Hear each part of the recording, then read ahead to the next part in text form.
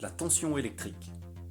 La tension électrique est une grandeur électrique, c'est-à-dire que c'est une grandeur que l'on peut mesurer en électricité. On la note par la lettre grand U.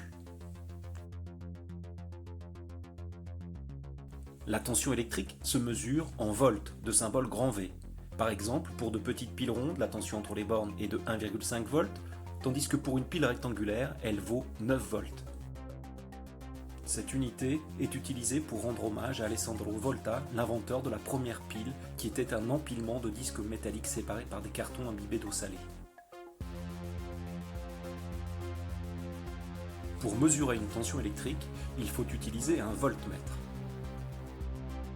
Pour cela, nous brancherons un premier fil sur la borne V du multimètre et un second sur la borne COM. Le sélecteur central sera placé dans la zone bleu clair, tension continue. Voici le symbole normalisé d'un voltmètre. Un V dans un rond avec une borne V et une borne COM. La tension électrique existe entre les bornes d'un générateur électrique.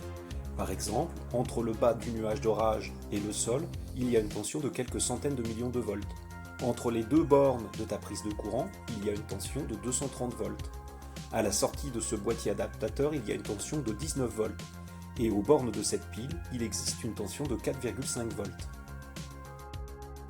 Tous les récepteurs vont utiliser la tension apportée par les générateurs pour fonctionner. Ainsi, cette petite lampe a besoin d'une tension de 12 volts entre ses bornes pour fonctionner convenablement. Ce radiateur, lui, a besoin d'une tension de 230 volts.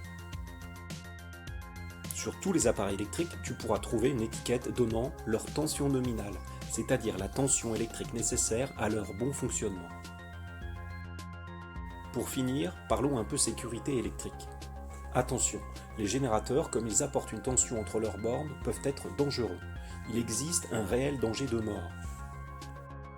La tension électrique de 230 volts à la maison peut s'avérer mortelle, de même qu'un fil tombé au sol peut vous électrocuter s'il est encore sous tension.